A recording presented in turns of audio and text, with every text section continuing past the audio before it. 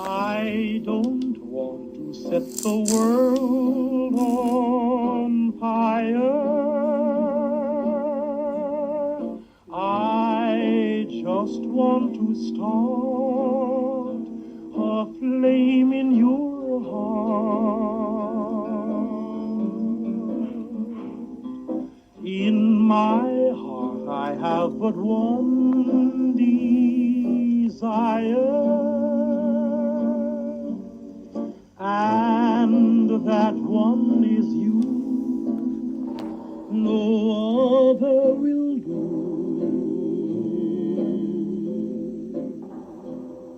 I've lost all ambition for worldly acclaim. I just want to be the one you love. And with your admission that you feel the same, I'll have reached the goal I'm dreaming of.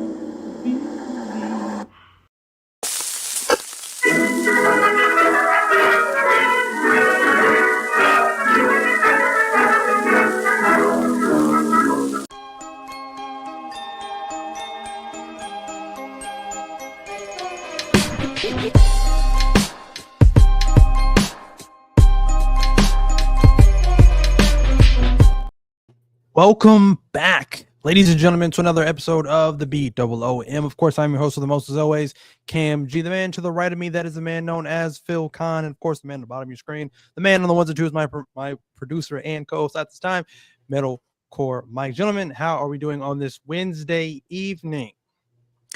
It's not raining. It's not storming. Hey. It's a beautiful, clear night. You can see stars. It's 85 degrees outside.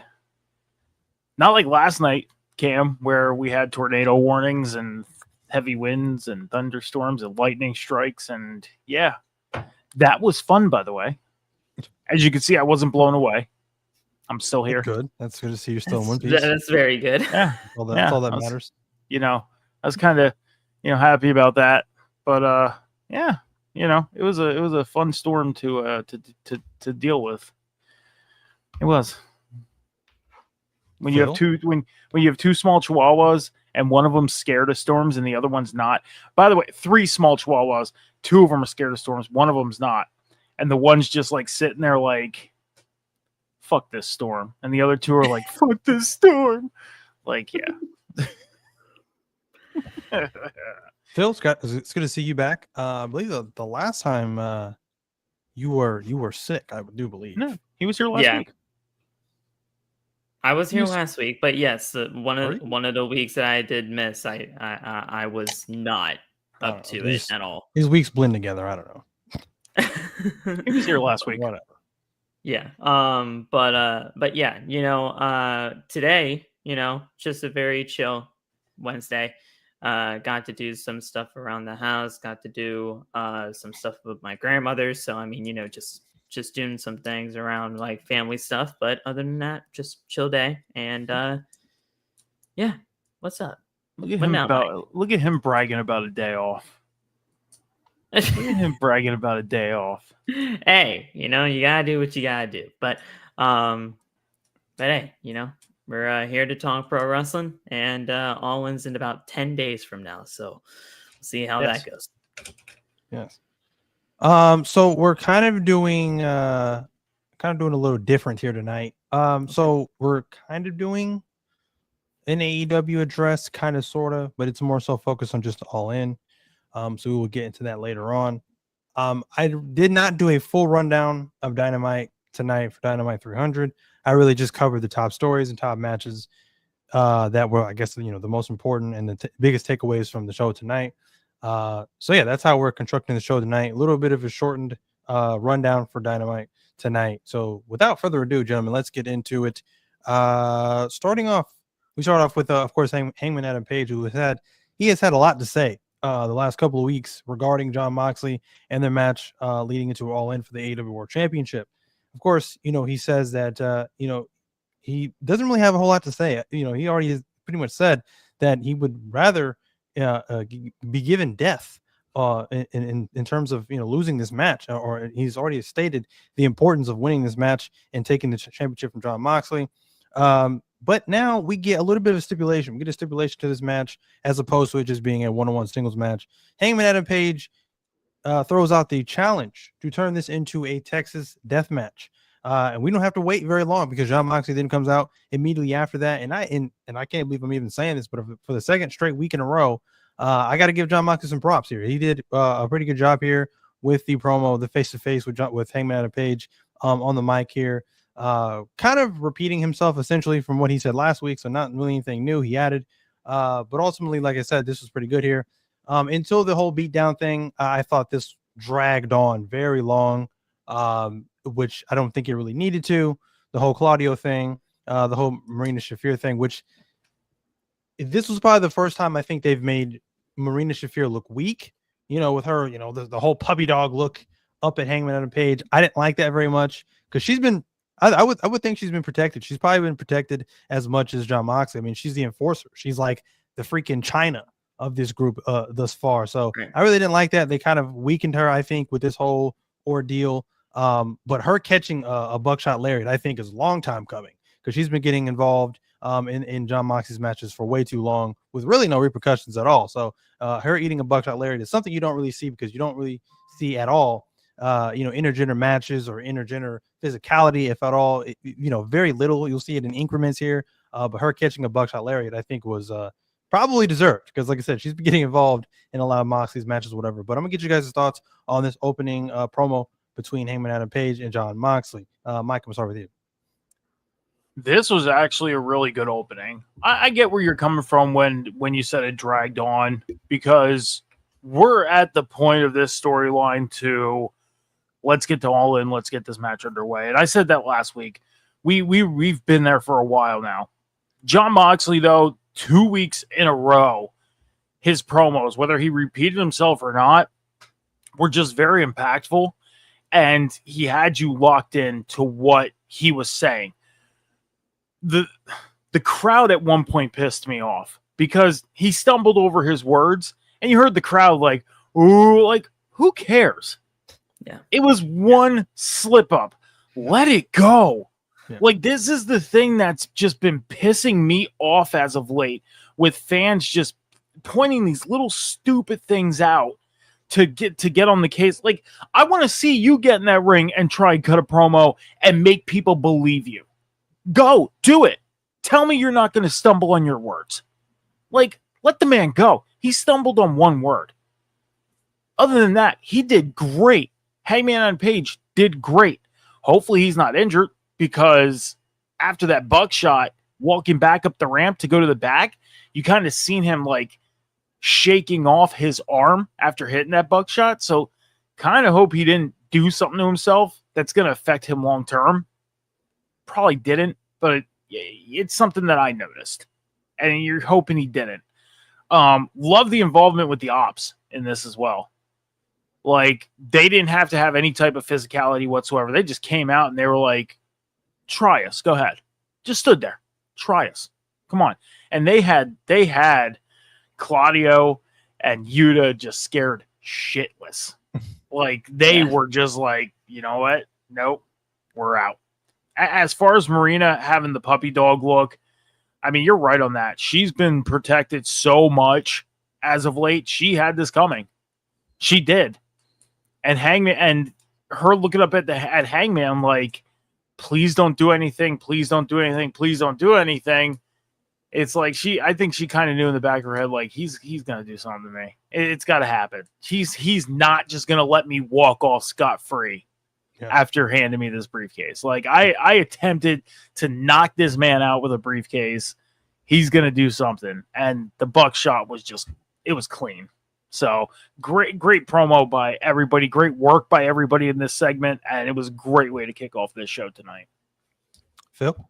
Yeah, I loved this. Look, at the end of the day, we really don't need much more words to be said by either John or by Hangman at this point. We want to see that world title match. We want to get to it. We want to see the ultimate payoff and all of this. Hopefully, we all know what I want, but we'll see in due time.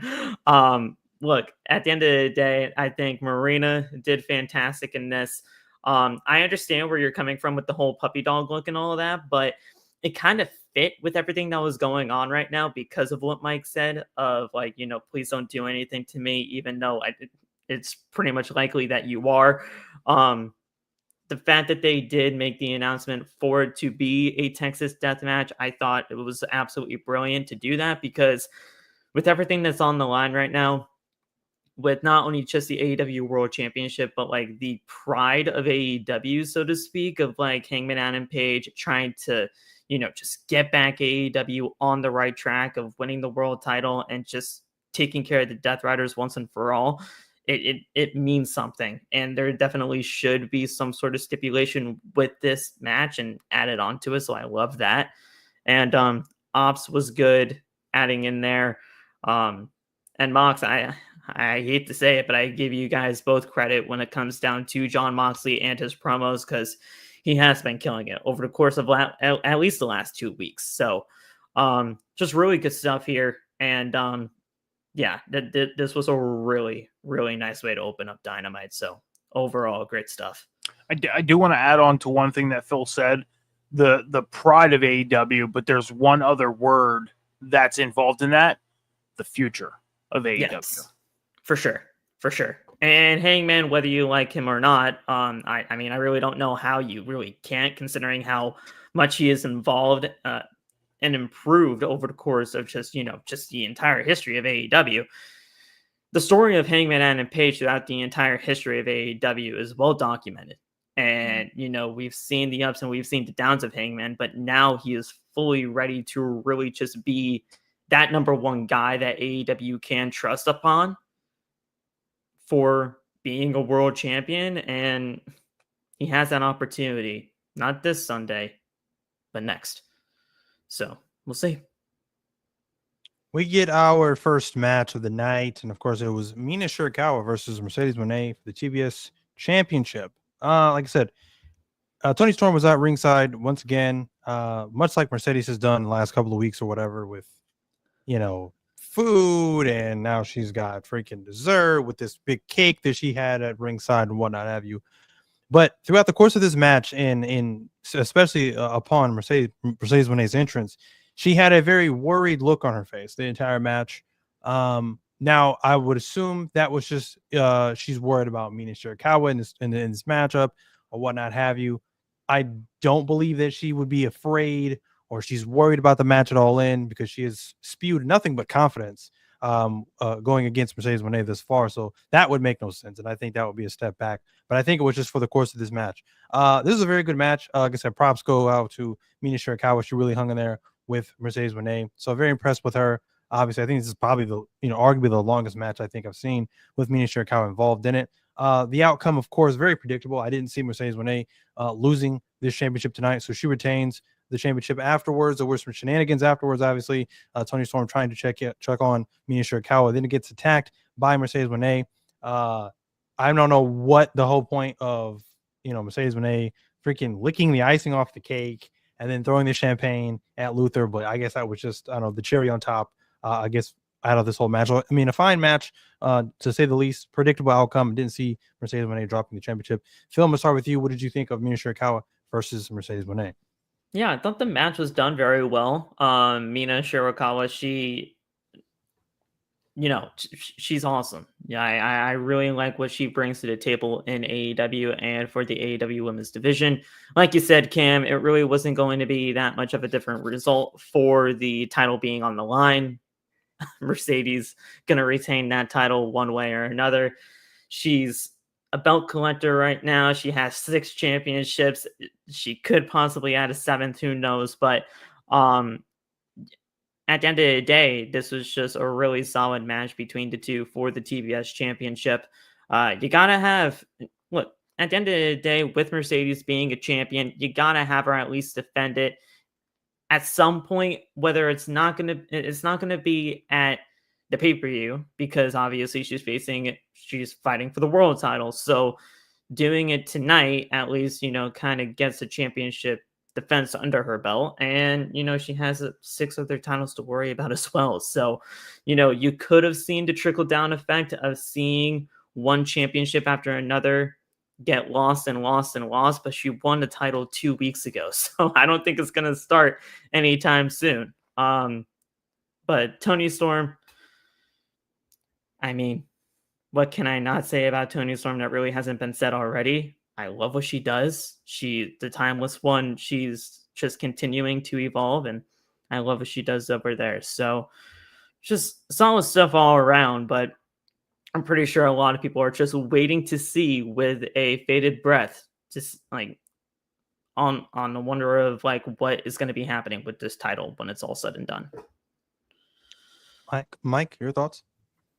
My question is, Virgo, who's who? Who's bourbon, who's vodka, and who's tequila, Virgo? Probably from left to right. Like, I'm bourbon, Phil's vodka, you're tequila, probably. I hate vodka.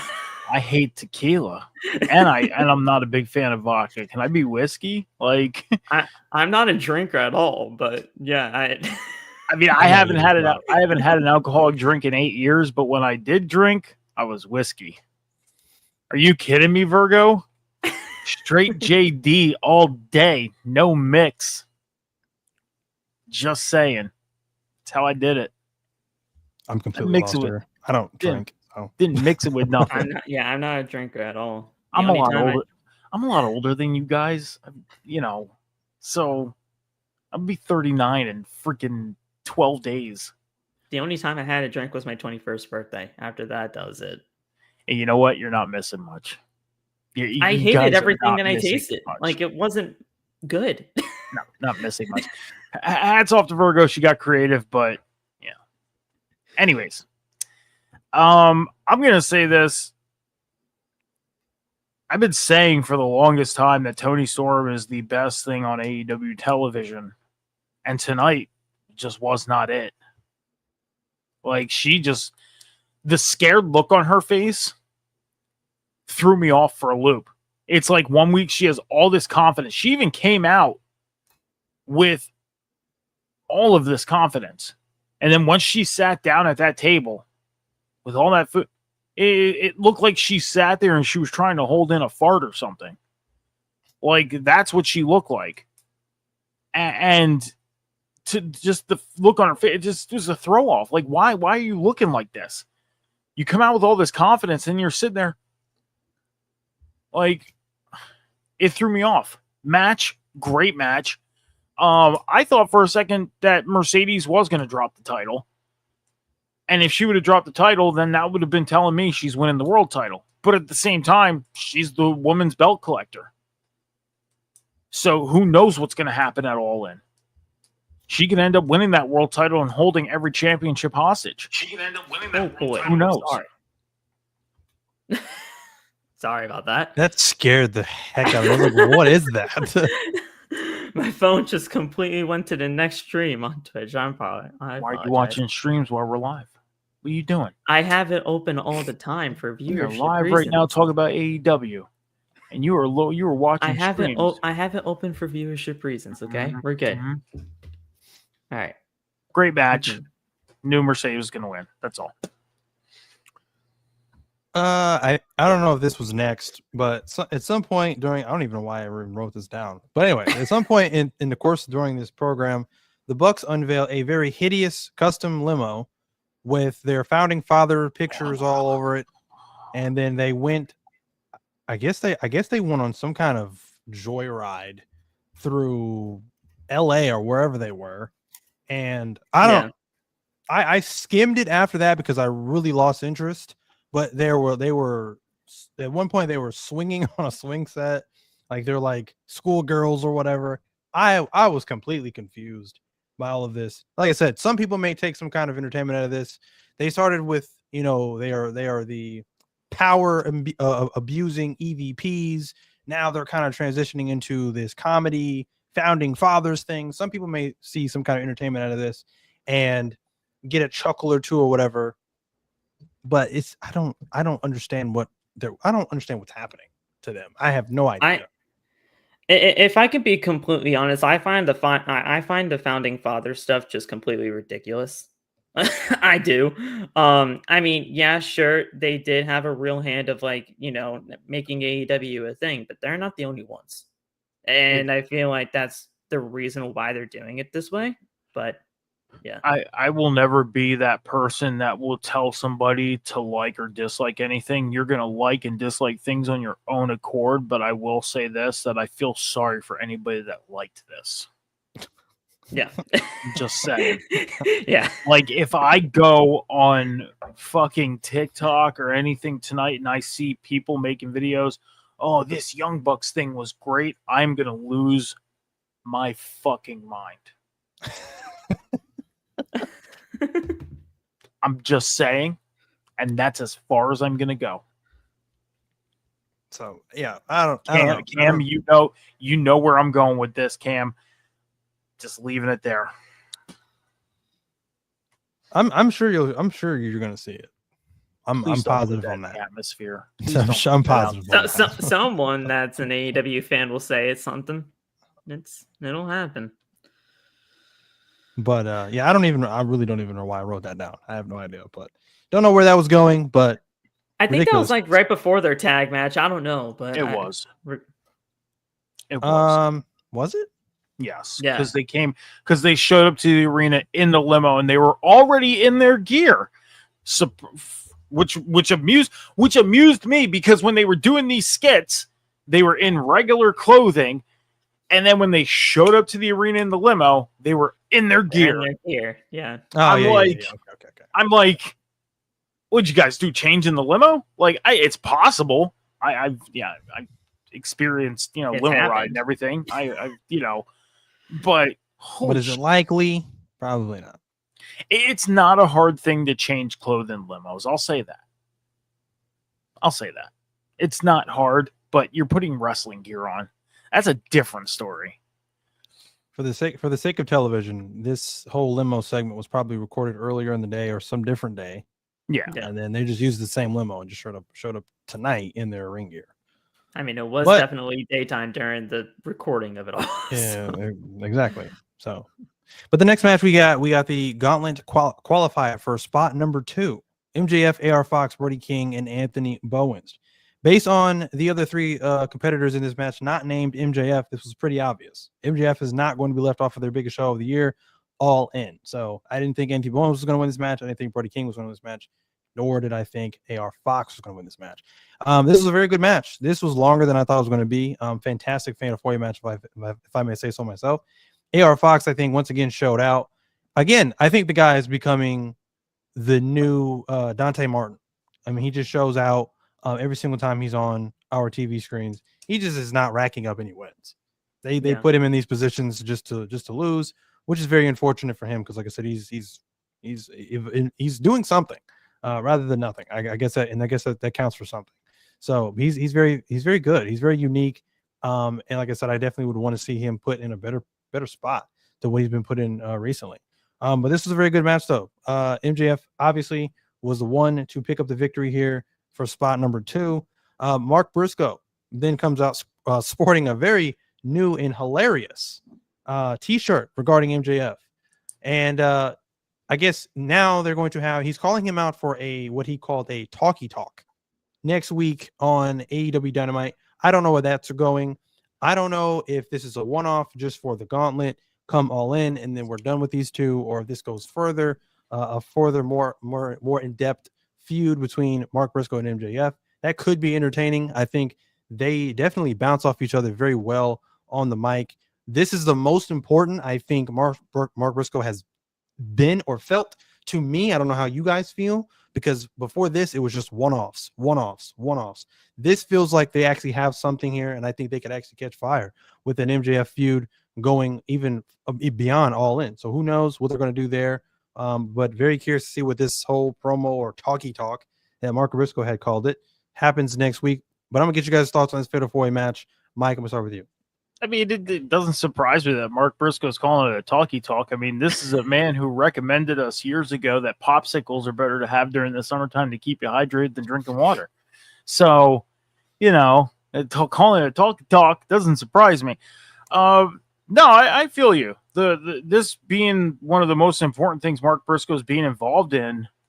I mean, pretty much since the passing of his brother. May he rest in peace.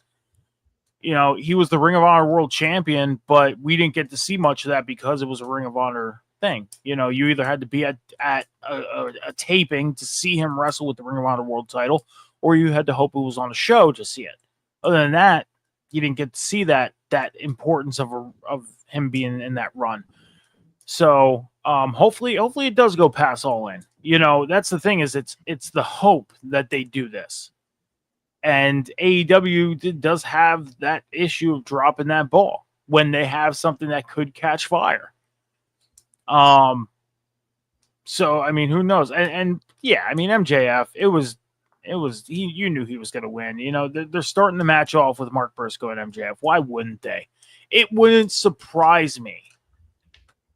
And I know you guys are probably going to, I wouldn't say you would hate me for saying this, but it wouldn't surprise me that if they put like a new stipulation on this gauntlet thing, that the two first guys are going to be in there for 10 minutes by themselves, to the point where it's just these two battling for number one contendership and we don't see anybody else.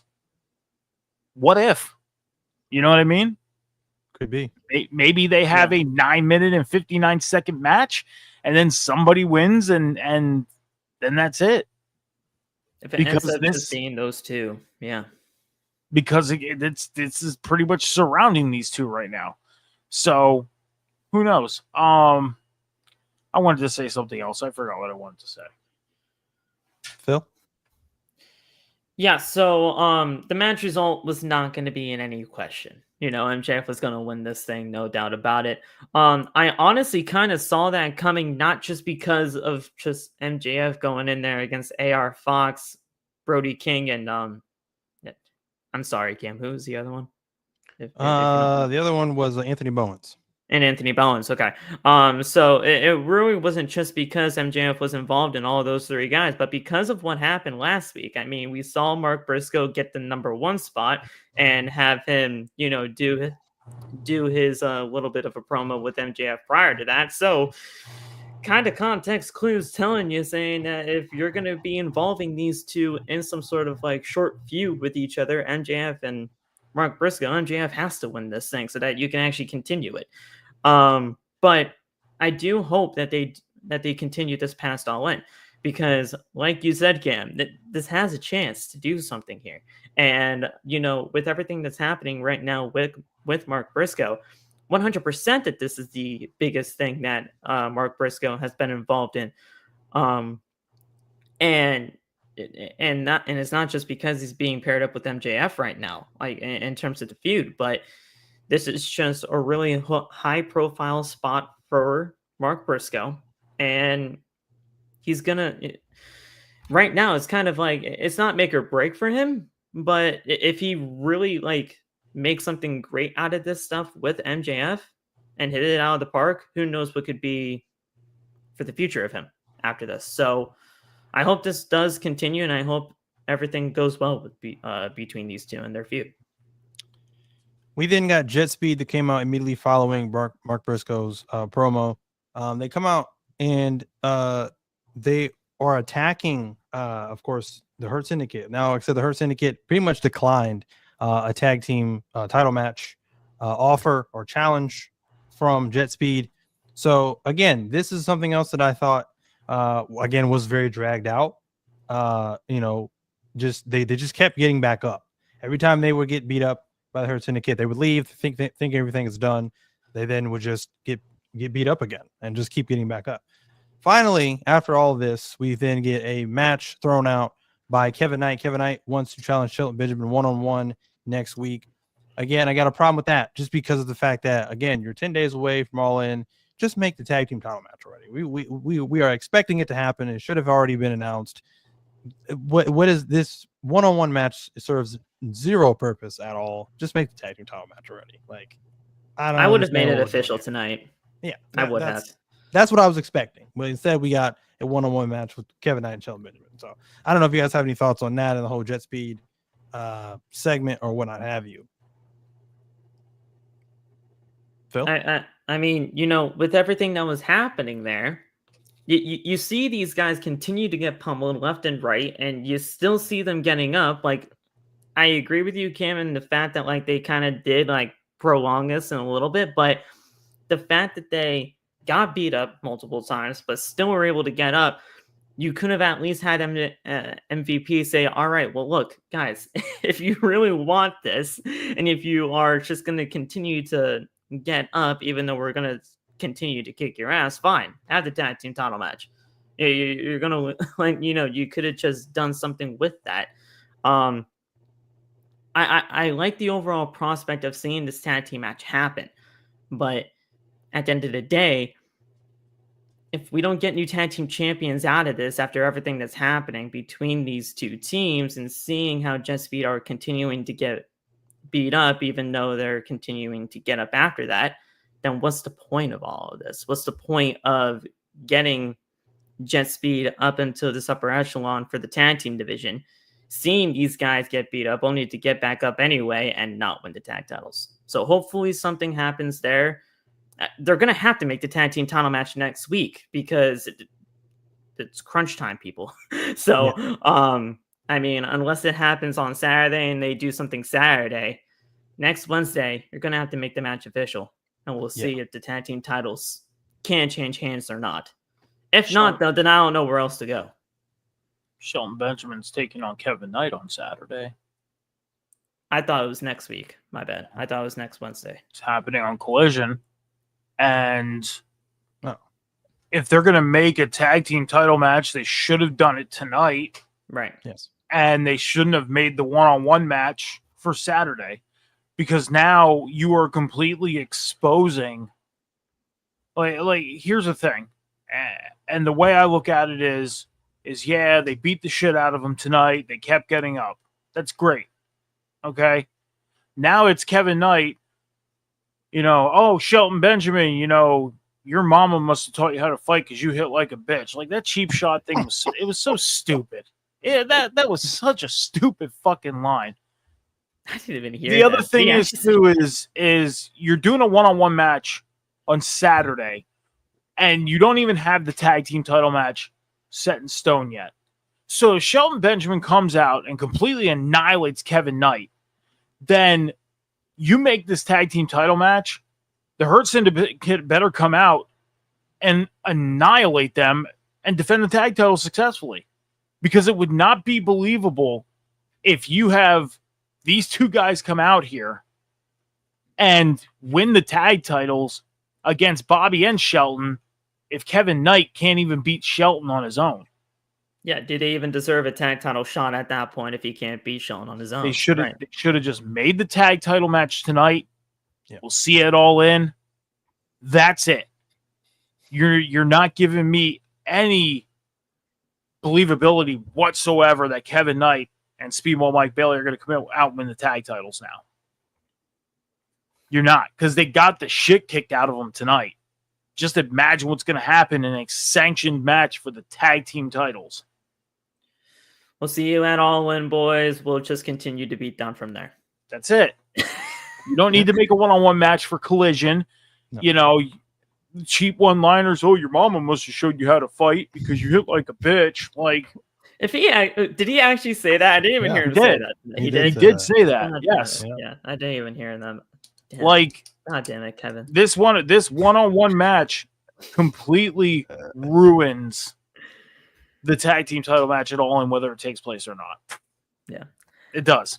I would have just made the tag team title match tonight, but I do stand on my point in saying that, like, if you're doing all of this of like seeing them get beat up only to get back up again, if they don't win the tag team titles, I mean, like, what would be all of it would be for nothing. But like I said last week too, is if they're going to go for the tag team titles, like last week I said it, are they a believable tag team to win the tag team titles? Only if it is a surprise factor win. Like if they go in and like say Speedball Mike Bailey's laying on the ground, Kevin Knight comes in and drop kicks Shelton Benjamin, and Speedball Mike Bailey like rolls him up and fucking holds his weight down. 1, 2, 3, that's it. That's the only way they're going to beat the Hurt Syndicate for the tag belts. You're not going to beat them with hitting your finisher or all these special moves or anything. It's got to be that surprise. If they are going to beat them with finishers or anything, I'm sorry, it's not believable. Bobby Lashley and Shelton Benjamin are too big of badasses to get beat like that. Yeah. MJF gets involved, inadvertently hits one of them. That'd be the other. Yeah. That'd be the only other believable way as well. Is if MJF got involved and something happened. And then that's you the thing. You have their dissension maybe after that. That's hey, what's up, Shadow?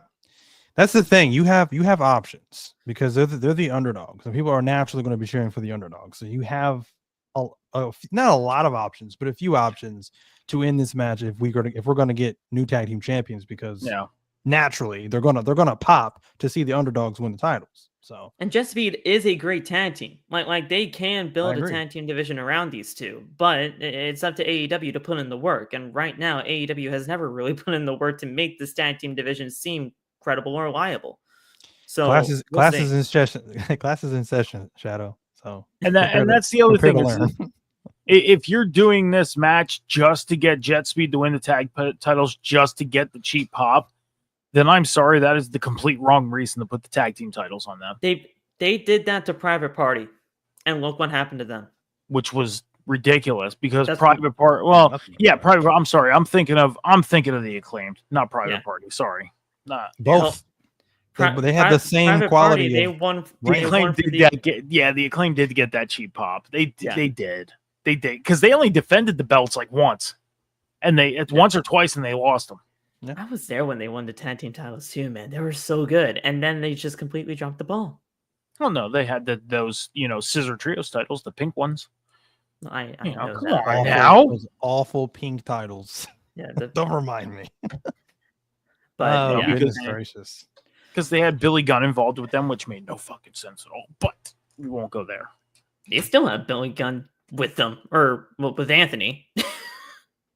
He wasn't with Bowens tonight. He wasn't with Anthony tonight, but I mean, he's still technically associated with him. I remember what I wanted to say earlier. Anthony Bowens, badass intro, by the way. Love it. Love it. Anthony's presentation is great. They just don't. They have no direction. Not really doing anything right now because there's no direction. Sucks because he is a hell of a talent. He is very much so. I agree. We then get into the Bucks' very pointless tag team match that was billed as Heroes versus Villains. It's all just a promotion for Superman Legacy that comes out July 11th. So get your tickets for that, I guess.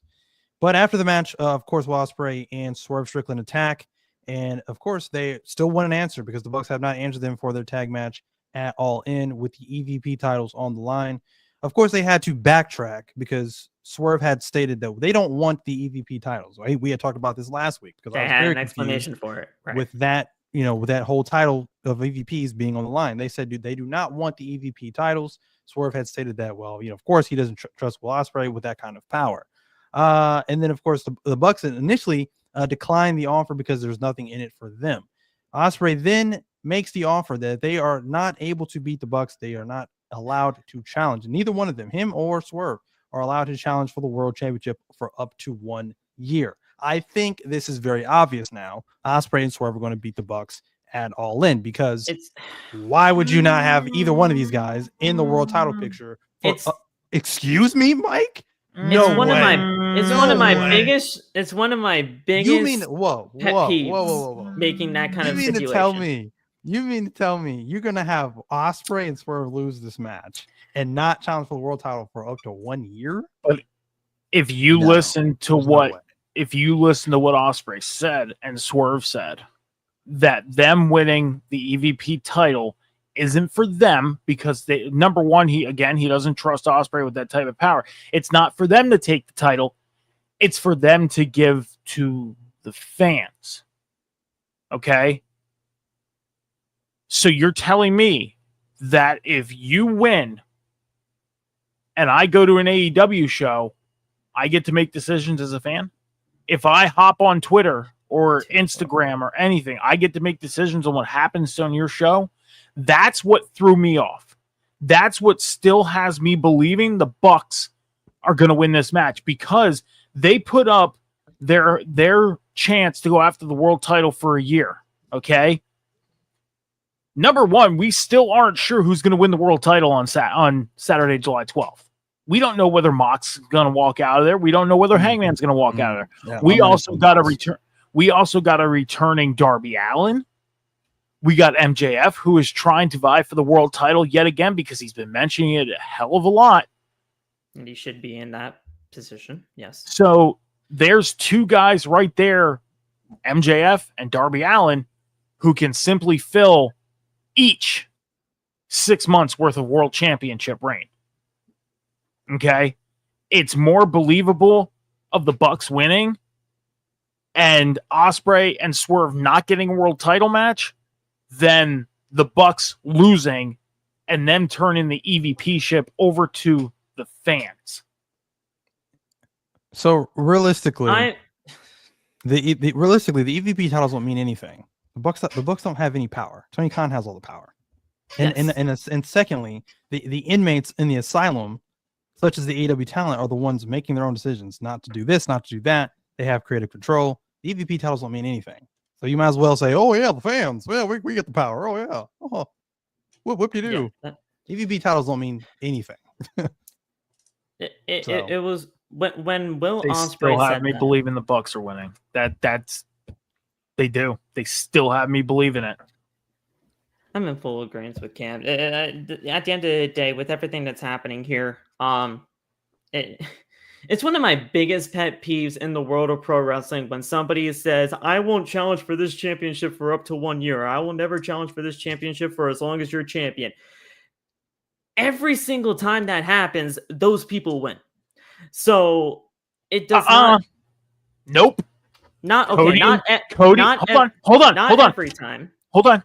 Cody Not and every Jericho, time. when Cody challenged Jericho for the world title, he said that if he lost to Jericho, he would never challenge Okay. for the AEW world title again. Lost to Jericho because of MJF, and Cody never challenged for the world title again. And that was the biggest mistake that Cody Rhodes could have ever done in his entire AEW side of his career.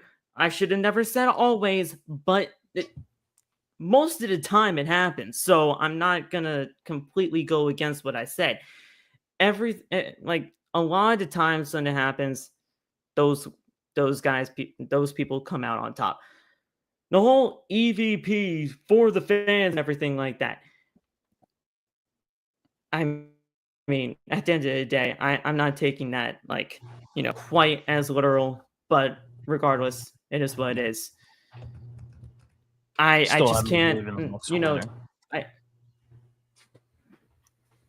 if Will and Swerve aren't in the world title picture for up to 1 year, It's the biggest. that's a huge It's the biggest mistake for misstep. AEW. Yeah, it's the biggest That's a misstep they will huge ever mistake make. for AEW. That's not happening. I just don't see it happen. Yeah, No. that- You that's- got two top guys. You can't take them out. You got two top guys who are in probably the same breath as like a Hangman, a Mox, an MJF, and you're just going to You got your 1A and 1B. Scene? You got your 1A and 1B not in the world title picture for a year. Not happening. No. I don't see it happening. Otherwise, Tony Khan, I don't know what we're doing, dude. I don't know what we're doing. If they actually lose, I'll be like, all right, Tony, let's figure this out here. Like, do you really have an idea of what your world title run is?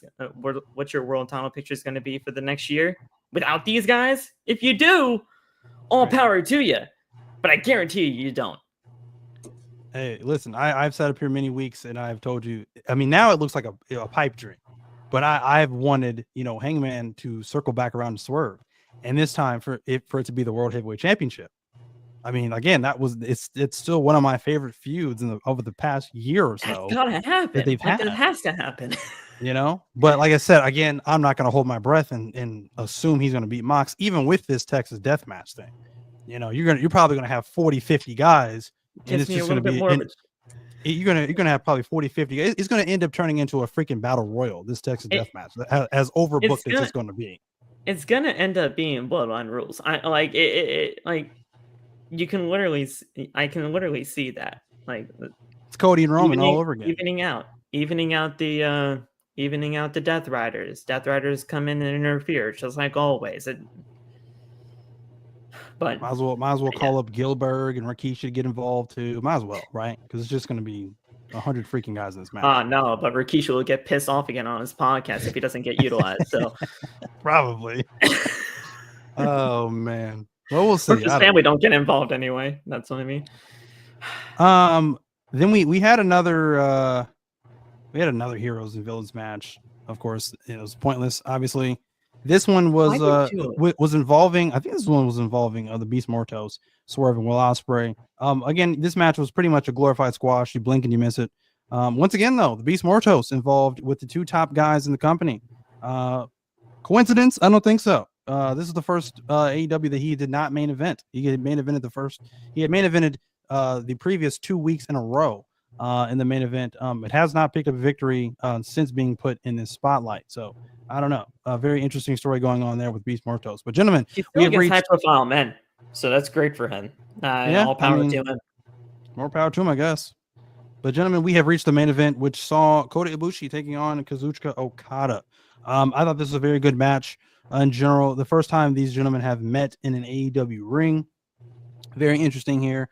Of course, even more interestingly, after the match, after Okada picks up the victory, we saw a returning Kenny Omega. Again, we talked about this last week. Keeping Kenny Omega off TV until All In is a massive mistake to me. So to see him come back, see him get that pop, and to see him help out Kota Ibushi was a great moment to close out AEW Dynamite 300 tonight. I'm going to get you guys' thoughts on this match and the return of Kenny Omega. Phil, I'm going to start with you.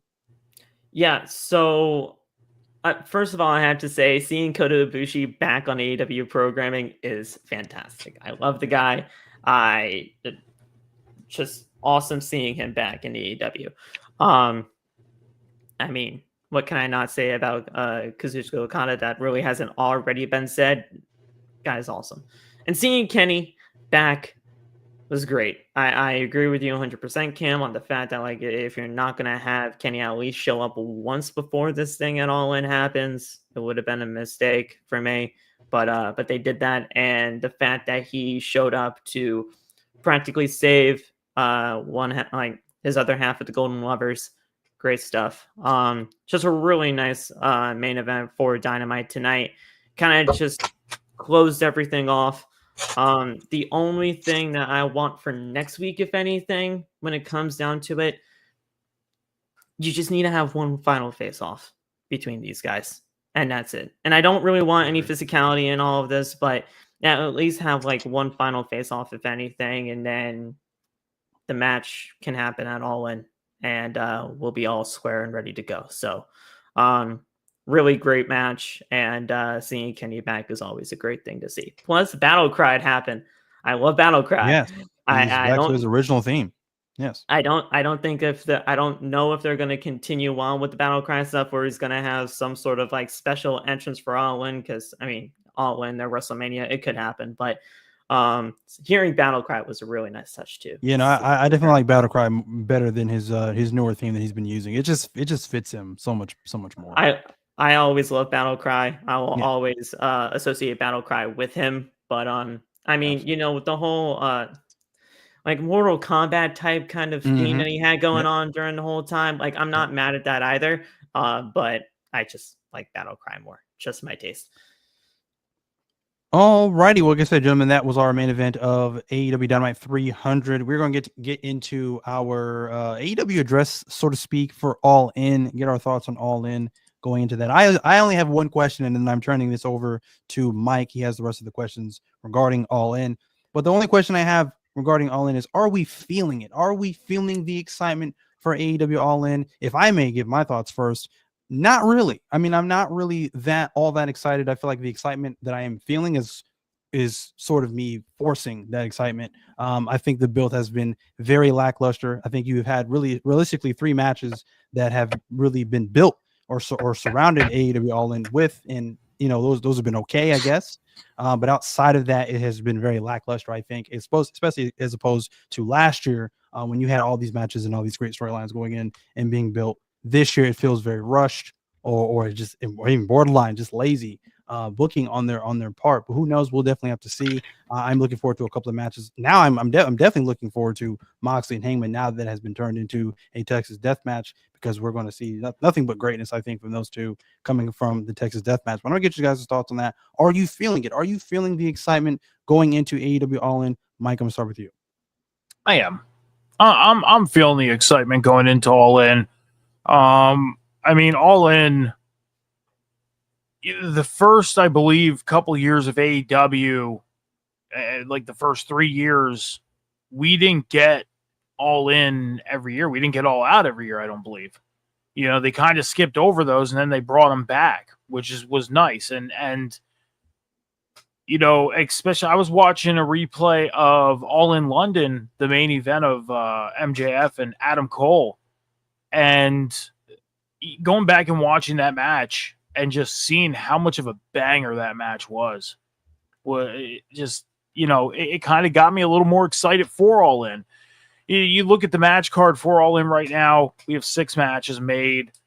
Some of the builds are kind of like, I know we get the gauntlet matches. We got the world title match. The world title match, like I've been saying, you know, we should be getting there already. You know, this match just needs to happen. We need to get them in the ring. Same with the women's world title match. You know, there's some matches that we know are going to be at it, maybe the tag team titles. And there's a match that I actually have questions about. That there's actually 2 questions I'm going to ask you guys about one of the matches that are on this card.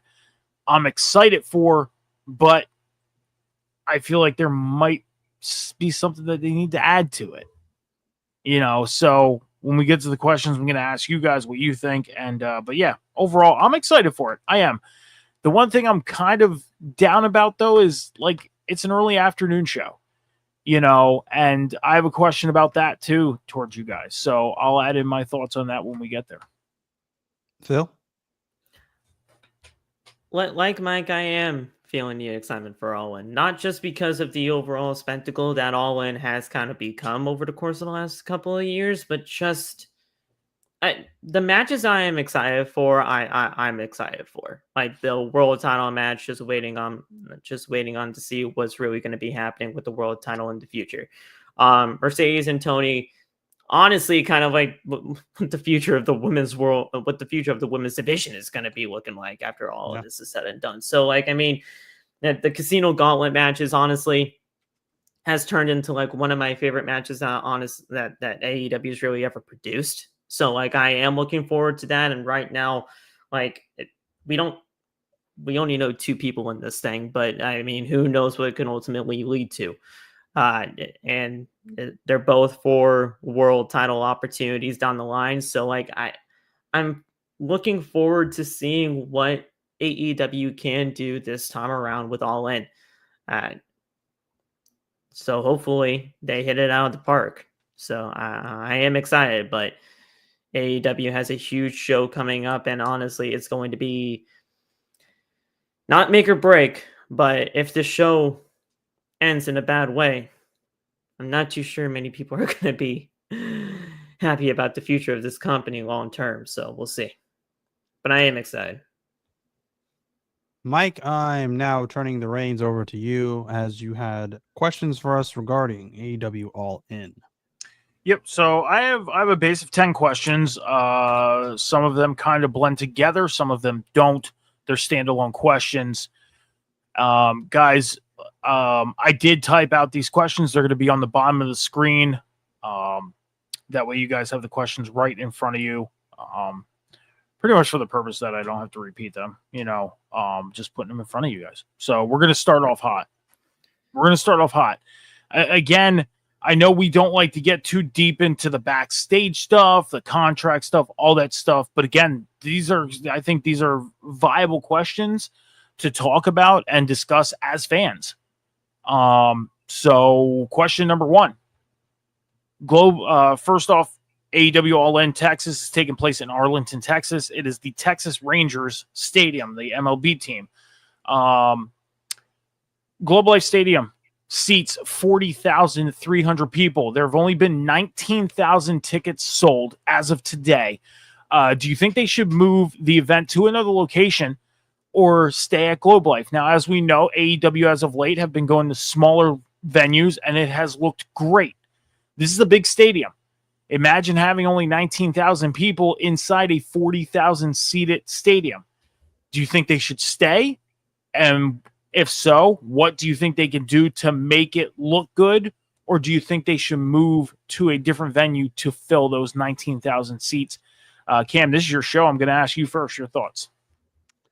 I don't think so. I mean, you got to think too. I think this is the first time they're really testing this market, and this is going to happen. I think when they branch out and test other markets, especially with these big stadiums and things of that nature, I think this is naturally going to happen. I mean, this is not AEW in their first couple of years when they were red hot. They're kind of having to rebuild their audience, rebuild their audience interest. So, and again, that all goes back to their storylines and booking and things of that nature. So that's definitely something they need to hone in on. But no, I don't think they should change it. That would just kind of, again, be kind of restarting or rebooting something that they've already really started. They might as well just go all in. No pun intended on that, on what they've already started already. So no, I think they'll be fine, honestly. But again, like I said, this is just really testing the waters of a new market. So this is something that they should expect is going to happen.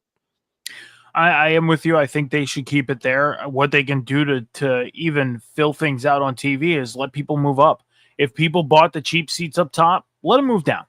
Let them fill in those voids and let them, fill out on TV. Who cares if they take a camera angle up and you see a bunch of empty seats? That's the one thing I worry about is you're going to have those haters online that are going to be like, oh, they couldn't fill out. Who cares? There's 19,000 asses in seats. Let them come down. Let them fill out. All it needs to do is look good on TV from the ring angle, and that's it. Ringside just needs to look like it's filled out because it's going to look like a great stadium. But Phil, your thoughts on this? Yeah, look, I don't think they should change. Changing locations would kind of just go back on what you kind of predicated and promoted all this time throughout this entire build to All In and Arlington. Look, at the end of the day, I get where people are coming from with the smaller venues. They do look fantastic on programming, and at the end of the day, it definitely does just fill the optics of it all. But with everything that's happening with AEW right now, as long, like, to me, and I know that, attendance has gone down dramatically over the course of the last year or so, but if they can get like within the 20, 21, maybe even 22,000 in this thing, it's going to look great. You have the proper capabilities, and you have the wherewithal to know what your strengths are in terms of like your production and how you present things on programming and on television to make things look more grandiose than what they can seem just to the naked eye. So just allow yourselves to make this show feel as big as possible, even if it's not exactly how many people you wanted in this stadium. There was never going to be 40,000 plus in this stadium with the setup, with like the stage setup and everything like that. But you can get a good 20, 25K in there. It's going to be a great looking show, and you can make things look fantastic production wise. So just keep it the way it is, and make sure your production's on point. Now, I am looking at the seating map right now, and it does look like they have some seats closed off. Hard camera side, they closed off the upper deck behind where the Titantron's going to be.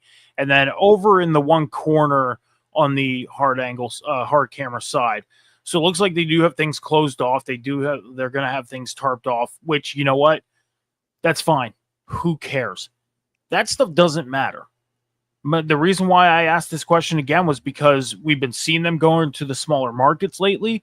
Things have been looking great on TV. This is something that could be. They've only sold a little over $2.5 million worth of tickets, because tickets right now are going for cheap. They're going for as low as $30. So maybe one thing to fill in some of the seats, lower your ticket prices the day before, the weekend. This weekend, say, hey, we got ringside seats for $100. Come grab them. We got upper level tickets available left. $15. Come grab them. Lower your And tickets, you'll fill out. I know some people are probably going to take a look at that kind of example and say, like, oh my God, look at them. They're trying to like just completely sell this out because they're just desperate at this point. Who cares? Who cares? If you want to put asses in seats, make the ticket prices affordable and be the common man's company at that point, because WWE is pricing people out. Be the common man company and allow people to get into your building. That takes us on to our next question. With speaking of WWE, we know that WWE is doing their Saturday night's main event later on that night. So the next question is, with All In being early in the afternoon on July 12th, do you think it could be overshadowed by WWE's Saturday night main event, Cam? So you're saying, do I think All In could overshadow Saturday's main event? Do you think Saturday night's main event could overshadow AEW's All In? Because All In is early in the day. It is summertime. People are going to be on vacations, doing things. You know, there's a possibility that, you know, with Saturday night's main event being on later in the night, they might gain viewership more. Do you think that could happen, or do you think AEW is going to have a successful buy rate, viewership, stuff like that? No, I definitely think they're going to have they should have a successful show. They should have a successful buy rate and all that.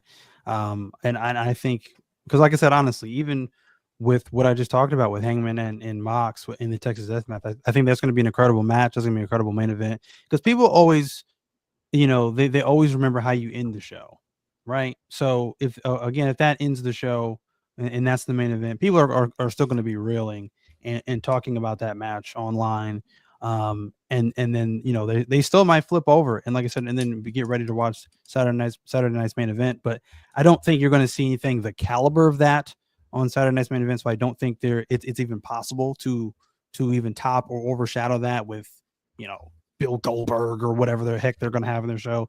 I just don't see it happening. So no, I definitely think it's going to be the other way around. I think WWE is going to have a tough time really getting anybody really talking about their program once, you know, All In is over. Phil? Yeah, I don't think they're going to get overshadowed by Saturday night's main event, mainly because well, first of all, you're going to have your core audience that's always going to tune in no matter what. But with everything that's happening with the course of the weekend, with 3 shows, let alone just the 2 that you're mentioning here with Saturday night and All In, you have your core audience that you're always going to have, but professional wrestling fans are going to tune in to watch pro wrestling all the time. So I don't think it's going to get overshadowed by any means. They should have a very well done program in terms of the buy rate and everything. So I'm not worried about it whatsoever, honestly. I'm not too worried about it getting overshadowed by Saturday night's main event either. You know, again, the reason why I bring this question up is because you see the fan talk online and people mention these things like, oh, Saturday night's main event is definitely going to overshadow All In because of the time it's going to be on TV and all this stuff. Well, you know, what about, you know, NXT doing their show early in the day and then Evolution happening at nighttime? You know, it's you have shows that are happening on all hours of the weekend on this specific weekend. You have four shows happening on this weekend that are going to make an impact under its own accord. And I think All In, and some people can say whatever they want to me, but I'm going to say this. Even with WWE doing their Evolution 2 show, I think All In is going to be the show of the weekend. And that's bottom line. I think All In is going to be the show of the weekend. On July 12th, during the time slot of AEW All In, NXT Great American Bash is taking place. Yep. That those 2 are the 2 that are going head to head. And I'm sorry, NXT. I love what you're doing on NXT. I honestly think NXT has probably been one of the most consistent programs on WWE programming right now, if not professional wrestling. I mean, I get that some people don't really like the corniness of NXT at times, but it's done very well as of late. But I'm sorry, NXT. I'm watching All In over Great American Bash. Yeah. And that's not just because of, my fandom to AEW or anything like that, but it's just it's the bigger show, and it's going to be the more grandiose type stage, and it's the matches that I'm most looking forward to over the weekend on that day. So it really just depends on where you fall in the spectrum of like what kind of fan you are at the end of the day. But I mean, AEW should not have a problem with the way of their buy rate and just who's going to be viewing the show. That's all I have to ask as far as the backstage questions, all that stuff. We're going to get into the stuff involving the show now. Okay. I just want to ask those two big questions. So my first one is, gentlemen, we have the AEW Women's World Championship, the Men's World Championship. We're going to be unifying two championships at this show. My first question is, and if you want to include the tag team championships, you are more than welcome to, but what championship would you like to see highlighted at All In that doesn't have a lot of focus on it right now? Cam, we'll start. So how we'll do this is, Cam, you're going to always go first, and then Phil will go. Okay? I'm not going to do the flip-flop back and forth. Cam, you go first. So once I ask the question, Cam, you go first. The championship I would want to see highlighted. I don't know. I mean, I guess the unified championship. I mean, that's already on the show. So, for example, the TBS title's not on the show. A title that's not necessarily on the show. Which one would you like to see put on the show and be highlighted? And like I said, you can pick the tag titles if you want. Well, yeah, then I guess it's the tag titles. I mean, like I said, this should have been made tonight. I think, they're kind of dragging their feet on that one. And again, like I said, I mean, you have the potential to really get the Hurt Syndicate involved, and I think a semi-decent, storyline, because it's really just been, again, just one-offs, borderline squashes. They pretty much have just bullied everybody that they've had a defense against thus far. They really haven't had much of a challenge until Jet Speed. So, I mean, this would be the perfect opportunity. Again, your biggest show of the year and All In, there's those tag titles I think deserve to be highlighted. Okay. Phil? If I had it my way, all of these championships would be on the line at All In, but the two I would rather see really highlighted are the tag team championships. I will just agree with Cam there with the whole feud that's going on between Jet Speed and the Hurt Syndicate. But I think AEW honestly kind of missed the ball with the TNT title. I do. With everything that was happening with Adam Cole, and I mean, they started something with Kyle Fletcher, and then all of a sudden they kind of just dropped it. In my eyes, unless I'm forgetting something on an episode of Collision or anything like that, but you had something going there with Kyle Fletcher and Adam Cole, and you just did not do anything else with it. I really would have liked to see at least those two championships be defended at All In. I mean, we still have a chance for the tag titles, but the TNT title I don't think will get spotlighted, and I think that's honestly kind of a shame. I do kind of want to mention the Trios Championships and just a little bit of a thing here, because I do think that the Ops not being on this show in some sort of like championship defending capacity is not really all that great looking for those Trios titles. But we know the Trios Championships haven't really been the best as of late, no matter who's held them. So, but regardless, I think those two championships were definitely something that AEW should have highlighted. My one pick was the TNT Championship, because you put this title on Adam Cole to try to maybe elevate this championship, and you've drastically failed on that. Yeah, I have a feeling Adam Cole is going to be in the gauntlet match. That's the match I think he's going to be in. So we may see the TNT Championship, but it's not going to be defended. He's going to be in that gauntlet match. He'll walk out with the belt, or so I hope so, because, we know sometimes AEW doesn't like to have their champions walk out with their belts when they're not defending them. The other one is the Trios belt. They have a huge opportunity right now to put the Trios titles on the line with everything that happened in the opening segment tonight, to where Claudio Castagnoli, Yuta, and somebody to team up with Yuta and Claudio to go after the Trios belts. So the Trios belts will be one that I'd look at as well. Yeah. So And watch Kyle Fletcher be a part of the gauntlet match too, and they'll just continue. They'll try to build their feud through the gauntlet match, if anything. But I mean, I think they missed the ball there with that. not only that, you have MJF who's in the match where him and Adam Cole have a history. Yeah, so That's the other reason why I see Adam Cole being involved in this gauntlet match. So, but speaking of the gauntlet match, gentlemen, if you had to pick someone to, and I want to fix this because if I don't, my OCD is going to fuck with me. There. If you had to pick someone to debut or return to AEW during the casino gauntlet match, who would it be, both for the men's and the women's? There's Cam, a you're women's first. gauntlet too. Yes, yeah. Oh yeah, there is. there's a men's and a I think women's. they announced the women's at same time as the men's, if I'm not mistaken. Yeah, I think Willow and Statlander are starting off. I know Chris is starting. I don't know if there's a number 2 entrant yet, but I mean, it would probably be Will. I think they had a number 2 entrant qualifier on Collision. If I'm not mistaken. On this Saturday. Okay. If Will is in that, she's probably winning. So for the men's, returning, I would have to say it's Darby. It's too obvious. Like I said, I read a report today that he could be showing up at All In. Is a very strong possibility. He climbed Mount Everest and he's good to go, according to reports. So it would be Darby. I think that would be the spot for him to come back. You know, all this talk about him and Mox and all this talk about him eventually winning the world championship. So it just makes too much sense for it to be Darby. For the women's, that's tough. I mean, I guess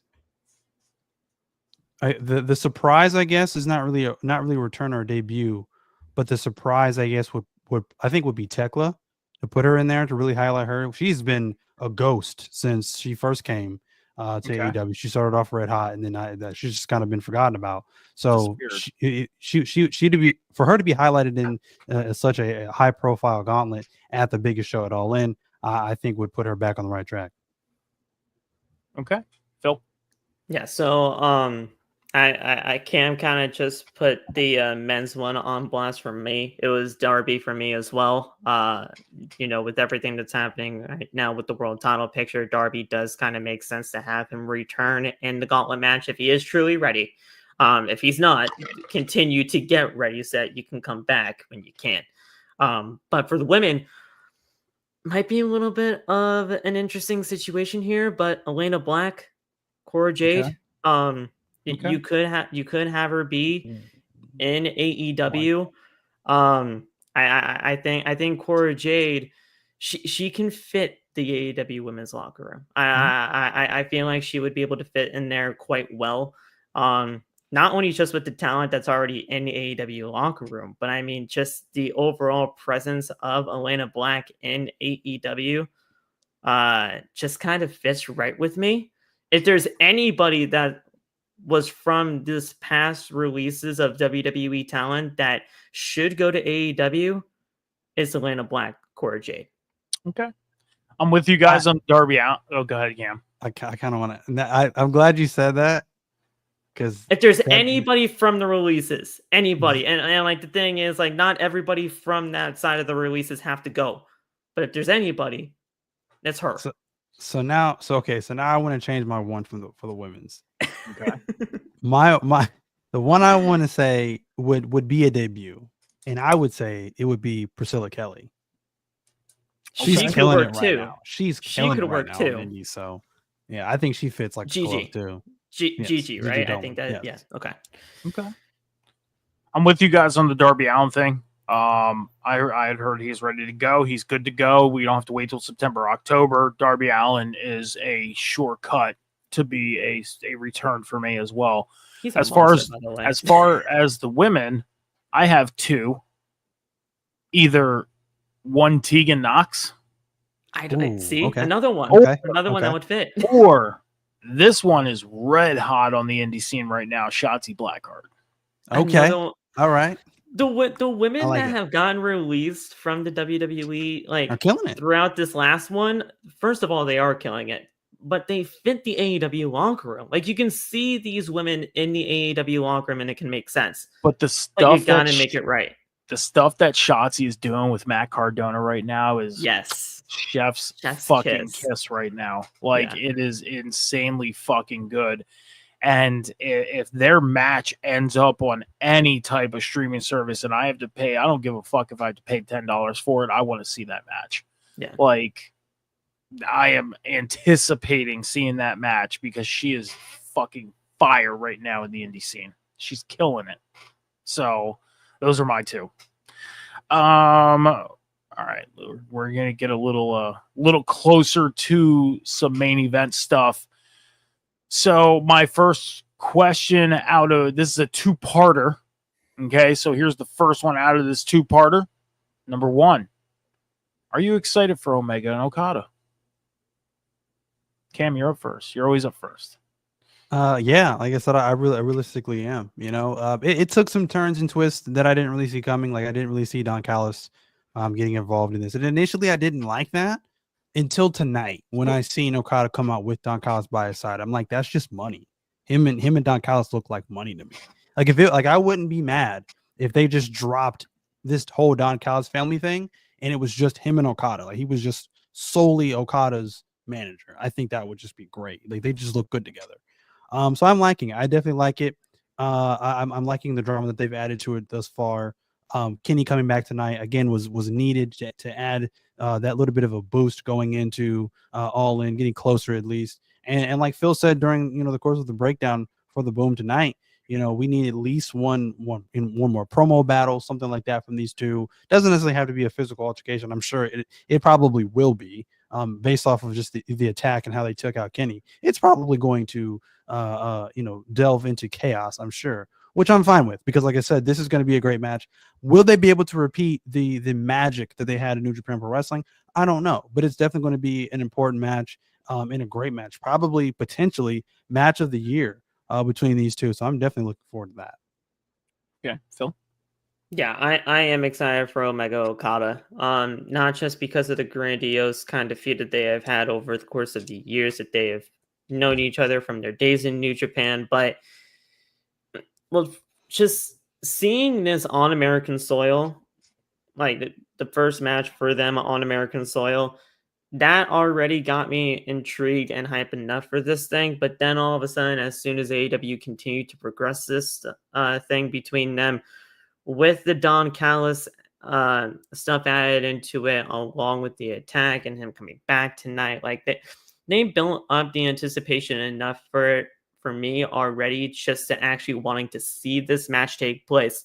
Now, AEW has to capitalize on the momentum that they have right now with this match and just allow these two to go out there, put on a great match for the audience, and just allow these veterans within the business, because they've grown a lot since their last match. I believe their last match was like 7 years ago. So just allow these two to go in there, compete, make this unified championship, though I don't like the name, make the unified championship something to really fight for.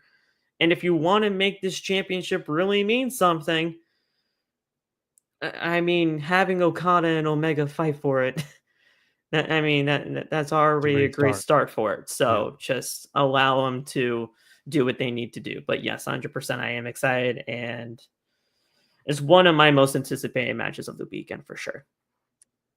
I'm excited for this match as well. I'm with you. It's one of my most anticipated matches as well. The last time that we seen Kenny Omega take on Okada was in 2018, where Omega won the IWGP World Heavyweight Championship. This match was a best 2 out of 3 falls match and was considered a classic in their rivalry. With that being said, if you had to pick a stipulation for this unification match between Kenny Omega and Okada, what would it be? Can I go first on this one? Because I'm very excited about this question. Go ahead. Okay. Yep. Now, with that being said, of it being a 2 out of 3 falls match back in 2018, if I had to add a stipulation to this match, you're unifying championships. These guys are going to beat the living hell out of each other to win this championship. Why not make it an Iron Man match? Whoever gets the most falls wins. It doesn't have to be 60 minutes. It doesn't have to be 30 minutes. Make it 45. Make it that in-between 45-minute banger that we know we're going to get anyways. Put a time limit on it. First guy to score the most falls wins the unification match. That's what I think they should add on as a stipulation to this match. 45-minute Iron Man match. Cam, your thoughts. What do you think if they were to add one? I mean, personally, I don't really feel like they need one. They're just so good that they could just have a straight up just classic singles match. Yeah. If you're asking me, what do I think? Mm-hmm. I would do something classy for these two guys. I mean, they just have such a great feud. I wouldn't want to ruin it with something too over the top, a death match or whatever. It just doesn't fit their overall story right now. To me, it just doesn't. So yeah, I can agree. An Iron Man match, I can definitely agree to that because that would be amazing. Another 2-3 out of falls, I could see that as well. A falls count anywhere. So something like that. Something simple that just adds a little bit more something to their overall just in-ring aspect, I guess. But nothing too over the top like a TLC or something like that. Something that just completely doesn't fit either one of these guys. I would do something like that. So see, I was thinking falls count anywhere, but then part of me was like, this is a match that they need to kind of keep in the ring and keep in the arena. And that's why I went with the Iron Man match. You need to score a fall in the ring, a submission fall in the ring. Keep this one in the ring, in the arena, in the stadium.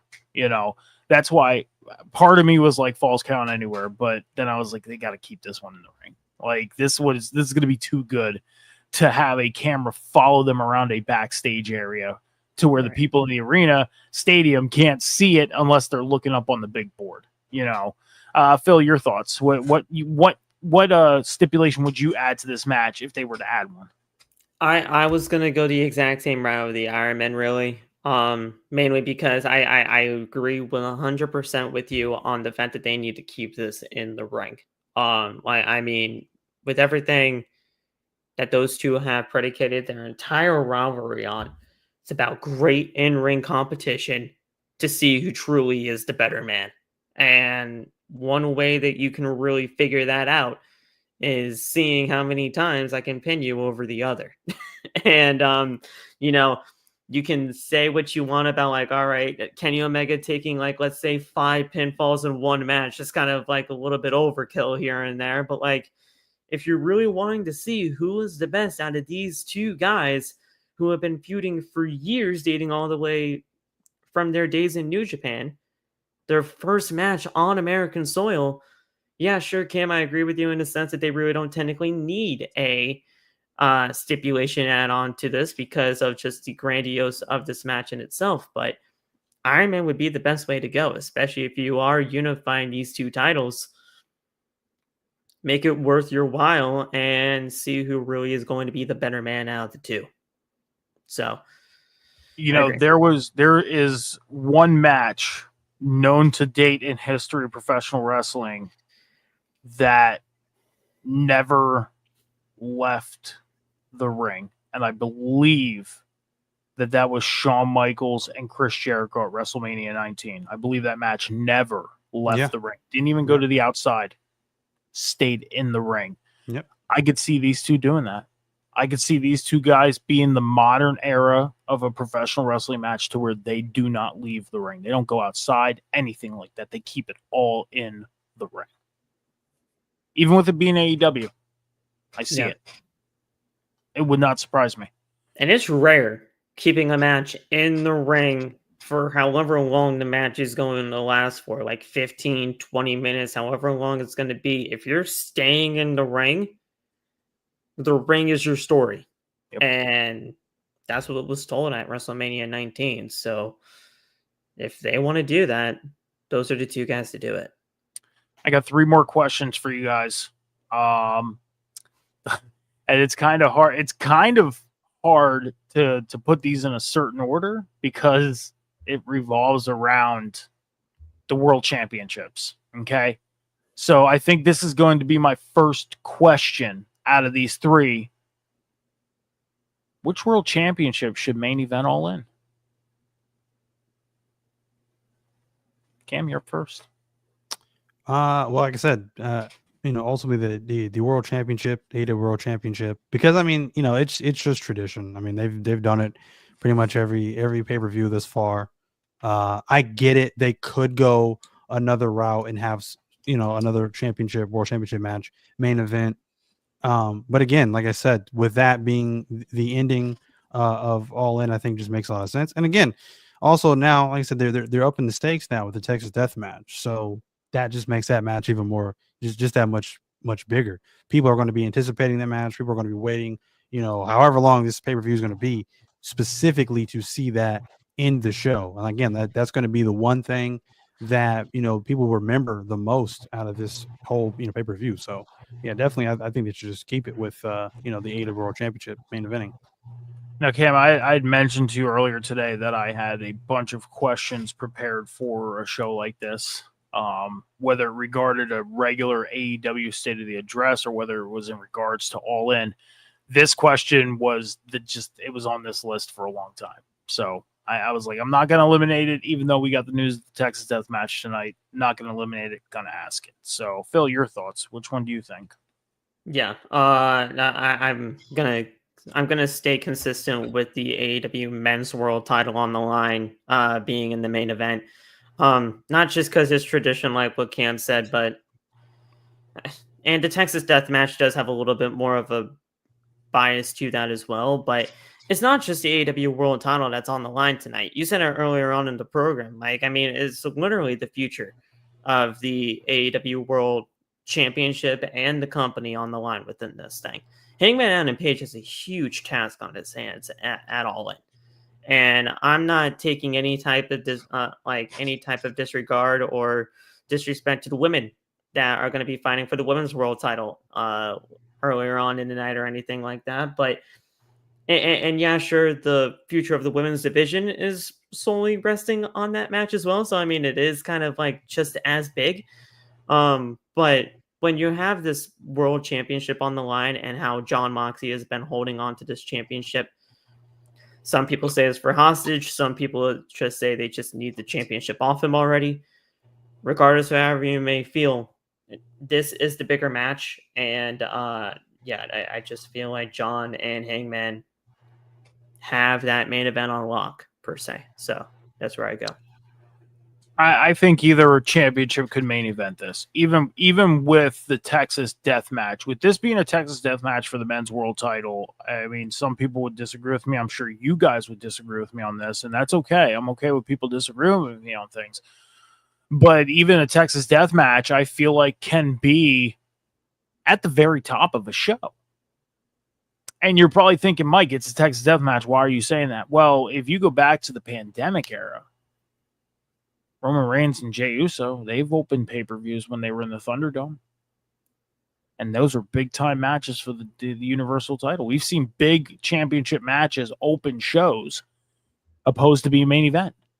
The women's world title, I feel like right now in AEW is, it's slightly under the importance of the men's world title. Why? Because we see it. We see the women's world title opposed to the men's world title. Men's world title, does it mean a little more? It does. But the story that's going around the women's world title right now, it's a toss-up. Does Toni Storm win? Does Mercedes Moné win and keep collecting belts? Who knows? And that could be a story of its own that can make you sitting there wondering what's going to happen in this women's world title. They can make you wait till the end of the night to find out. So the men's world title, the anticipation of a Texas Death Match happening to wait till the end of the night for, that's that. Women's is to find out whether Toni Storm continues her reign or not.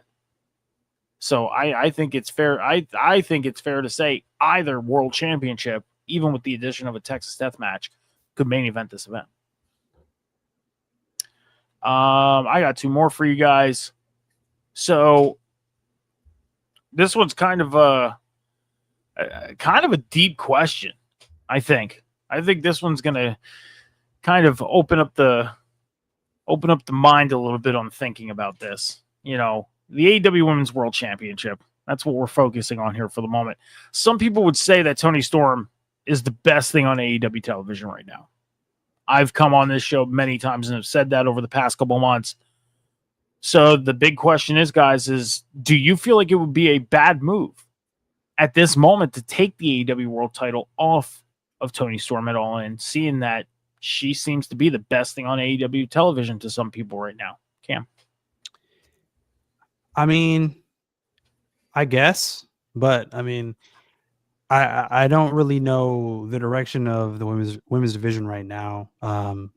It's just kind of for me with Toni Storm holding the championship right now, kind of seems to me like they're not actually, but it feels like they are running thin of challengers for her. So I don't really know where they go with her direction as women's world champion for the future. I really don't know what the future holds for Toni Storm and her title reign, or who could potentially be the one to dethrone Mercedes or Toni Storm. And then Mercedes, like I said, with her being a belt collector and her going around and winning all these different companies' championships and things of that nature, she's got the hot hand there.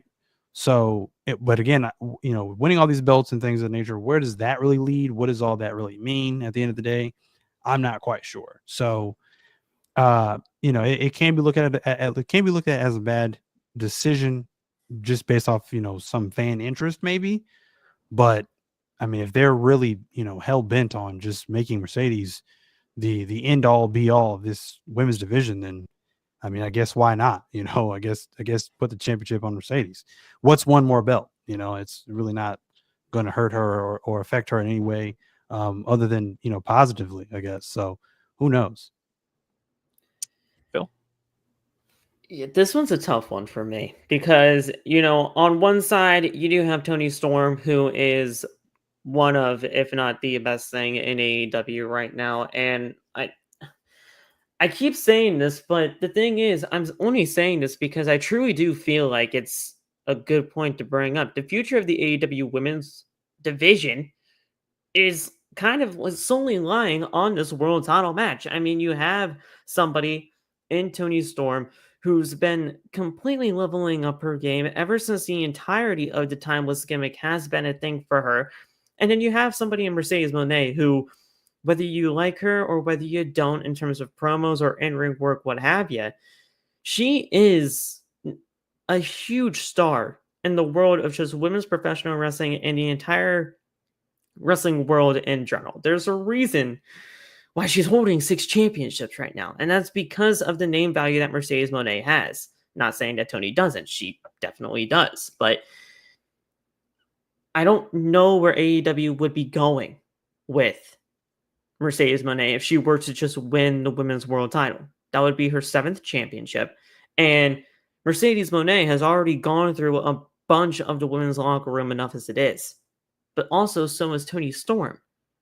She's on like a 136-day reign right now as the AEW world champion.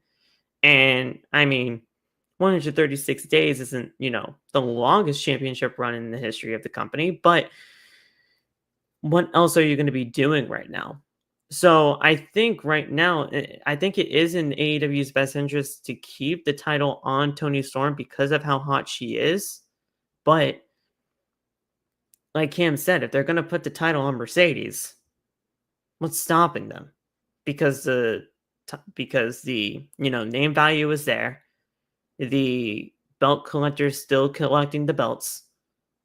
And we're just going to be in a never-ending loop of like, how are we going to get these titles off of her at this point? So it's a very tricky situation. I hope AEW is ready to answer that. Come all in. So as of today, Mercedes Moné, she holds the AEW TBS Championship, the Rev Pro Undisputed British Women's Championship, the CMLL World Women's Championship, and the EWA Women's Championship. So 4 championships plus the Owen makes 5. So she's not up to 6. We all thought she was up to 6, but she's not. I think she's has 6. 4. She has 6 championships on her, but I would think like one of them has 2 championship belts. So she has 6 belts on her. The one has 2 because they unified one, and then the one is the Owen. So, Yeah. but she has a total of 4 championships. Yeah. Altogether. It's craziness, but I I mean, mean, how I feel right now is I feel like as it sits today, would it hurt AEW? I think it would slightly hurt AEW if they took the championship off of Toni Storm, because again, she is one of the hottest, if not to some people, the hottest thing on AEW television right now. And yeah, is she running out of challengers? I don't think she's running out of challengers. I think she's running out of believable challengers. So if I were to sit here and ask you guys, do you believe Anna Jay would be a viable challenger for the women's world title today? What would you say? not now, but if you build Okay. her up. I'm talking right now. You would not put right Anna now, Jay no. against her. Okay, No. Cam, would you put Anna Jay up against her? I mean, probably. Okay. Really? The reason why I say that is because it's not Mhm. like she can't lose the title. It's just because she's not built like a Megan Bain. She's not like this destroyer. She's not like It's just she's so dominant right now. It's like again, I guess it kind of goes back to the believability thing. Yeah. But she's not a destroyer to where I'm like, okay, I don't see anybody beating her. She could lose the championship tomorrow, and I'd be like, okay, didn't see that coming, but all right, whatever, you know what I mean? But she's not like a dominant champion by any means, to me, anyways. I think the second rendition of Timeless Toni Storm opposed to the first. We went from the first one, we've seen her pulling frying pans out of her ass to win matches. Yeah. This second rendition, we're not seeing her do things like that. No. We're seeing her going in there having straight up fucking banger matches, defending the championship when she does.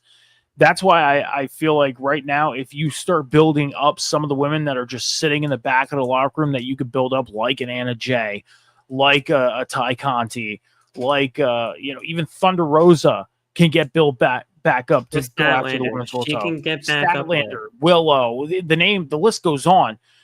So it's not so much she's running at it. It's just all about who you're putting in front of her and making it believable.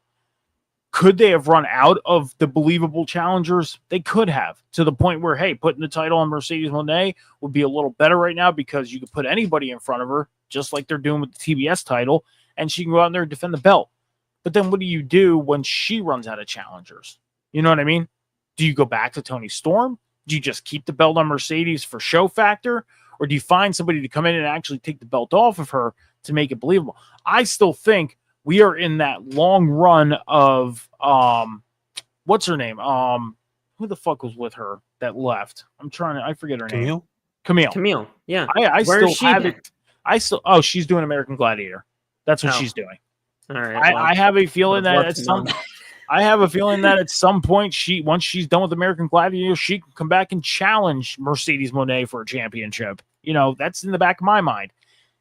Could have happened, probably not, but that's still in the back of my mind of maybe she can come back and do it. Who knows? I wanted that early on for sure, but I don't think AEW has ultimately put themselves in a corner with this situation, but they are damn near close to it. They're going to have to make a huge decision. The problem with Camille, they're giving her the Ricky Starks treatment. I don't know why. I don't know what the issue is there. Maybe there's creative differences. I don't know, but she's like their best kept secret, and they are hiding her away. And the only screen time she's getting is on American Gladiators. Nothing associated with AEW whatsoever. So, Mike, I would love to see that, but that's so far fetched right now. It is. I agree with you. But like I said, it's still in the back of my mind of it happening because of the fact that she's just doing the American Gladiator thing. She's off of pro wrestling television. Yeah. So, is there a possibility of her coming back and taking on Mercedes for whether it's the world title or the TBS title? Who knows? Maybe she accepted this offer to be on this show to, who knows, get the attention of Tony Khan. Who knows? Probably. So my last question for you guys. I've been asking this question for a while, but I never asked you guys this question. So now I'm going to ask you guys this question. Okay. And this revolves around the World Championship. This is the final question of the night. Do you want Hangman Adam Page to win the World Championship because you're a fan of Hangman? Or do you just want to see him win it so we see the world title on TV again, Cam? Oh yeah, no, I just want to see a new world champion. Ultimately, like, I like Hangman for sure. I'm not a humongous fan of Hangman and Page, but that be damned. I just want to see the world title off of Moxley and not a freaking briefcase. I'm just over it. I'm beyond over it. I'm beyond done with it. We need something new. We need something fresh. We need to see that gorgeous gold belt back on TV once again. So, yeah, ultimately the big bad, the reign of terror for AEW needs to be over. Phil? I'm a fan of Hangman, but I'm with Cam. I just want to see this championship again on my pro. I just want to see this title on my TV screen again. Look, it is both. Like my real answer is that it's both. But at the core of everything here, it is so that I just want to see the world title on the show again, just because of the fact that we've gone through this world title reign with Moxley, and I've been saying it over the course of the last couple of weeks here on this show. It's Hangman or bust, because if you don't capitalize on the momentum that Hangman Adam Page is on right now, with the company really being behind him, with the fans truly being behind him, and with all of the story that you have told with Hangman Adam Page really ever since the beginning of AEW's existence, if you don't capitalize on it and you don't put the world title on him right now, I think it would be a huge mistake. So, I'm a huge fan of Adam Page, and for that entire reason of his AEW journey and existence, him winning the world title at All in Texas, in this Texas death match, that's a huge accomplishment for him, and I'd be so happy for him if it would to happen. But the world title needs to be on AEW programming. And I'm a huge stickler, just like you, Mike, of seeing world titles around somebody's waist on an official licensed program like AEW, because if you have that championship around your waist, on your shoulder, or what have you, it shows that you are the guy, and it shows that this man is a world champion for a reason, and that belt means something more than just a prop per se. So the title needs to be on AEW again, on TV again, and I damn sure it happens on Saturday. So yes, 100% needs to be back on TV. So the last time we seen the AEW World Title on television was back on October 12th. October 12th, when he beat Bryan Danielson for the championship. That's the last time. So November, December, January, February, March, April, May, June, July. 9 months to the day. It feels so much longer than 9 months, though, man. I'm sorry. 9 months to the day that we seen the AEW World Title. I'm going to say this right now. That's crazy. I was a fan of Hangman Adam Page when AEW first started. I was a fan of Hangman when he started doing the heel turn thing a little bit. I grew away from being a fan of him since then. I just want to see the belt back on TV. That's it. I don't care if Hangman wins it. I don't care if, Joe Schmo from Idaho comes in and wins it. I want to see the belt on TV. That's my pick.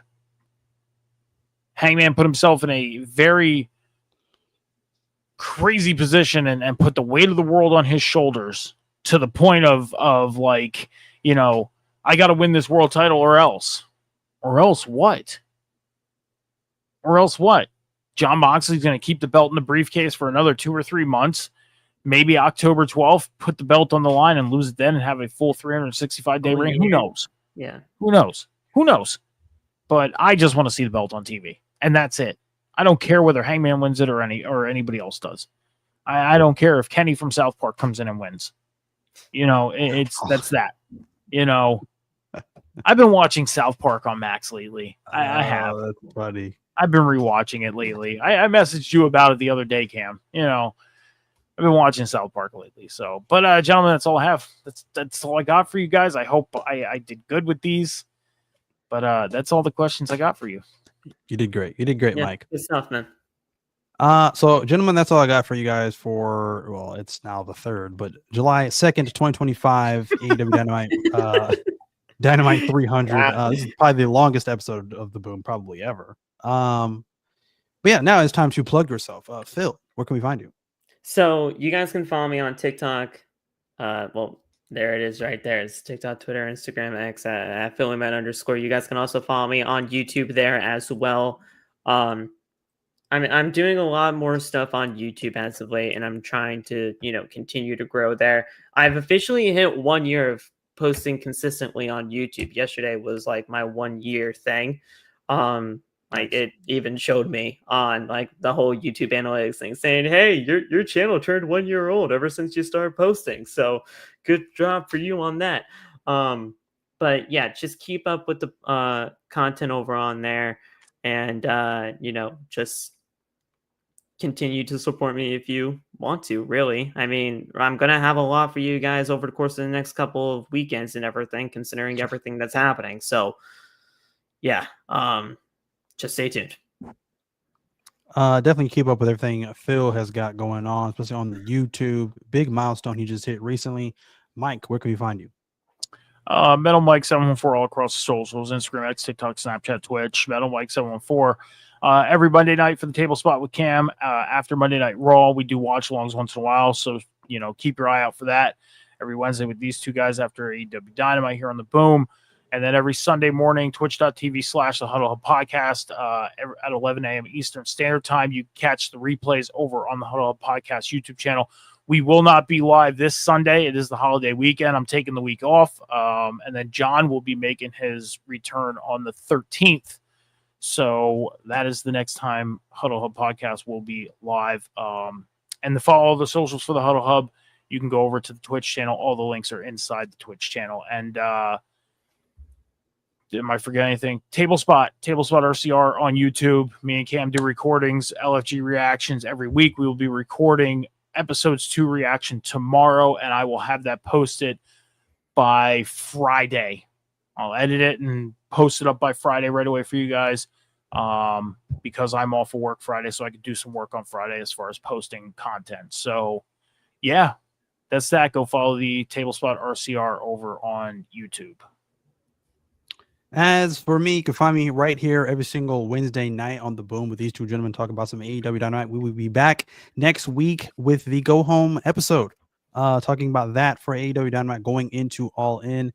As Mike had said earlier, find me right here once again on River City Radio with the Table Spot, us talking some Monday Night Raw. Are we doing a watch along next week? Or are we skipping a week? We can do one on Monday. Okay, stay tuned for that. Stay tuned for that. Stay tuned to the channels. You'll figure it out. Here's the deal. Go over to mine or Cam's X. Follow us. It'll be posted early in the morning, whether we're doing a watch along or not. There you go. There you have it. So, right there on the spot. So yeah. So the watch along from Monday Night Raw, and then of course talking about Monday Night Raw afterwards. I kind of feel like we have a slight obligation with the viewers we've had lately. They kind of count on us to be there. So yeah, they definitely have been showing up. We love and appreciate all you guys doing that. The watch alongs have been wild here lately. So we love you guys for that. And then of course all my socials are on the bottom. Go check me out on all of those socials there. As I always say at the end of every stream, I love and appreciate all you guys coming by and checking out the stream tonight. Love, peace, and prosperity. And we are out. Thank you.